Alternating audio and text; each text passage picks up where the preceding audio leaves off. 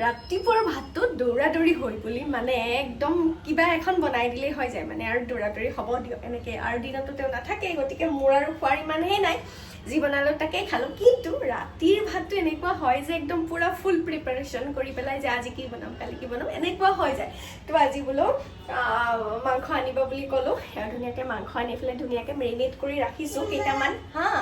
হাড়দি নোহোৱা মাংস অকণমান বেছিকৈ আহিছে মানে অহাৰ কাৰণে ভাবিছোঁ কেইটামান বনাম পকৰি তাৰপিছতে আৰু পকৰি বনাই ধুনীয়াকৈ এনেকৈ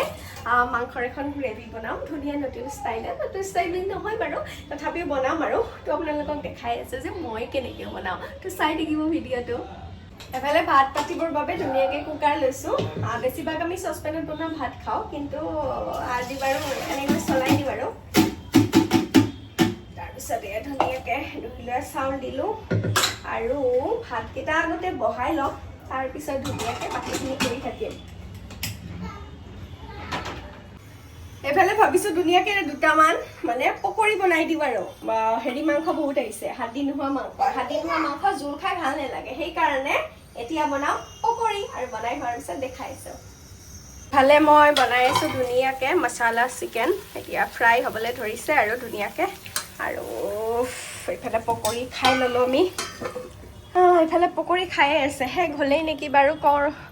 শেষ হ'ল নে পকৰি এই অলপ চলপ চলি আছে আমাৰ পকৰি পাৰ্টি এইয়া এইফালে এইফালে ভাত হ'ল ধুনীয়াকৈ একদম সজাই লৈছোঁ আৰু এইফালে মাংসও হ'ল মাংস একদম ধুনীয়া হৈছে ছাগলী আজি এইফালে বাকি লওঁ বাৰু